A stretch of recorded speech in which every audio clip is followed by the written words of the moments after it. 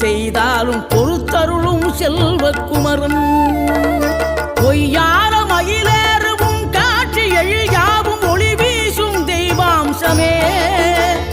பொய்யான என் வாழ்க்கை புவி மீது நிலையாக அருள் செய்ய வர வேணுமே நீ அருள் செய்ய வர வேணுமே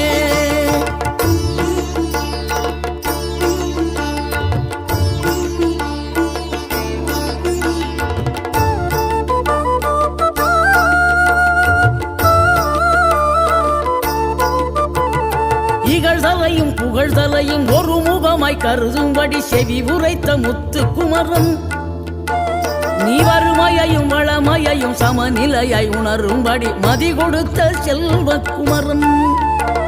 தடை 100 வந்தாலும் செயல் வெற்றியாக்கி தருந்தார்